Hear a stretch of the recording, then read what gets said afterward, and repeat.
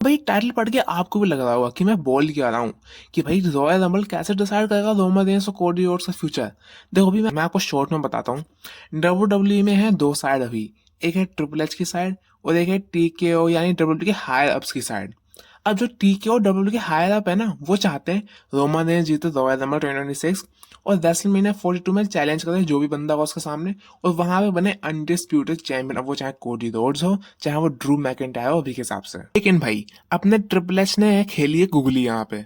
वो चाहते हैं कि कोडी रोड्स दोबारा जीते रॉयल रंबल और फेस करे किसको, रोमन रेंस को at the main event of WrestleMania, जिससे वो बने चैंपियन। अब भाई आप ये देखो ये सब तो काफी महीनों से प्लानिंग था और कोडी रोड उस समय चैंपियन थे तो ऐसा होना मुमकिन ही नहीं था।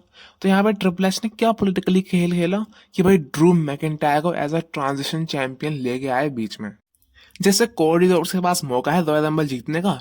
और जो ड्रू मैकिंटायर से जो टाइटल है ना वो ड्रॉप करवा लेंगे against Roman Reigns at elimination chamber. अभी अभी के प्लान से बता रहा हूँ मैं आपको, जो रिपोर्ट से आपने वीडियो नहीं देखी तो ऐप पर देख लेना।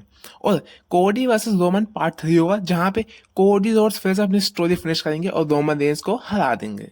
अब भाई मैं कुछ बोलूं उससे पहले आप ये बताओ कि आप क्या चाहते हो, रोमन रेंस का जीतना है कोडी रोड्स का जीतना। अब मैं आपको अपनी बात बताता हूँ। और तो भाई रोमन रेंस अभी एक लिविंग लेजेंड स्टेटस पे है, मतलब जो बंदे 47 48 की उम्र में होते हैं जॉन सीना ऐसे अंडरटेकर के जैसे, रोमन रेंस अभी भी 40 में ही उस स्टेज पे हो। ये टीकेओ और ट्रिपल एच वाले जानते हैं अच्छी तरीके से। अब यहाँ पे ट्रिपल एच का प्लान क्या है कि वो है कोडी रोड्स उसका गाय। ठीक है, अब कोडी रोड हमेशा गाय क्यों है, क्योंकि रेसलमैनिया 39 में भी कोडी रोड्स का जो पुश था ना जीतने का वो ट्रिपल एच नहीं कराया था। वो तो विंस मैकमैन का भला हो, भाई भाई ने भाई जिंदगी बचा ली रोमन रेंस की, और भाई हमें क्या ही सिनेमा देखने को मिला। रेसलमैनिया 40 में भी कोडी रोड्स की पुश किया गया था, वहां पे जीत गया। और रेसलमैनिया 42 में भी अभी भी कोडी रोड्स के पीछे है ट्रिपल एच। लेकिन भैया रॉयल रंबल कैसे डिसाइड करने वाला है, देखो भाई जो भी बंदा जीतेगा ना रॉयल रंबल वो मेन इवेंट में चैंपियनशिप जीतेगा ही अगेंस्ट जो भी बंदा होगा उसके सामने। तो अगर कोडी रोड्स अगर रॉयल रंबल जीत गया तो कोडी रोड्स का जीतना तय है, और अगर रोमन रेंस अगर रॉयल रंबल जीत गया तो उसका जीतना तय है। अब लेकिन भाई अब मैं आपको एक चीज बताना चाहता हूँ, क्यों रोमन रेंस का जीतना सबसे ज्यादा जरूरी है और कोडी रोड्स का ना जीतना सबसे ज्यादा जरूरी है डब्ल्यूडब्ल्यूई के लिए। अगर आपने एक बात नोटिस करी हो तो ट्रिपल एच ना कोडी रोड्स को ओवर करना चाहते हैं हर जगह। रोमन रेंस के थ्रू ओवर करवाया, द रॉक से भी ओवर करवाया, जॉन सीना से भी ओवर करवाया, ब्रॉक लेसनर से भी ओवर करवाया। अगर आप समय देखो उसका फायदा क्या हुआ, अभी भी कोडी रोड्स के रहते हुए स्मैकडाउन की रेटिंग इतनी नीचे जा चुकी है जब भी रोमन रेंस नहीं होता। रो की रेटिंग इतनी नीचे जाती है जब भी रोमन रेंस नहीं होता कोडी रोड्स के रहते हुए भी।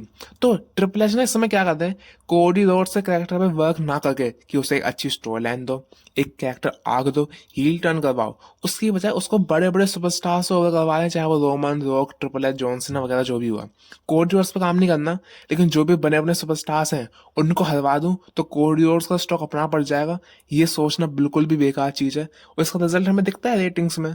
अब भैया ट्रिपल एच रोमन रेंस को हेट क्यों करते हैं यार, मतलब हेट तो नहीं करते लेकिन वही है, ट्रिपल एच का ईगो स्पीक करता है बहुत ज्यादा कि यहाँ पे उससे करनी है, अपनी लेगेसी बनानी है, और वो हमने एसएनएमई के प्रेस कॉन्फ्रेंस में देखा ही था। तो यही कारण है कि ट्रिपल एच चाहते ही नहीं कि जो भी पुराने सुपरस्टार्स हैं उनकी लेगेसी अब कुछ रहे, और जो उनके सुपरस्टार्स हैं Gunther, brown breaker, Cody Rhodes, इनकी लेगेसी बनी रहे। तो ये सिंपल सी बात है, रॉयल रंबल और रेसलमेनिया ये डिसाइड कर देगी अगले 5 से 10 साल डब्ल्यूडब्ल्यूई कहाँ जाने वाले हैं, एटलीस्ट 5 साल। क्योंकि अगर कोडी रोड्स दोबारा चैंपियन बन गए तो भाई रोमन रेंस खत्म हो जाएगा पूरी तरीके से। मैं लिख के आ रहा हूँ, रोमन रेंस इज डेड। और अगर रोमन रेंस जीत गए तो कोडी रोड्स के पास मौका है अपना को री इन्वेंट करने का, कि हील टर्न कर सकता है, कोई हमें एक नई स्टोरी लाइन मिलेगी उससे। और रोमन रेंस के पास मौका है किसी एक ऐसे स्टार को टाइटल ड्रॉप करने का जो कि फ्यूचर हो कंपनी जैसे ब्रॉन ब्रेकर हैं।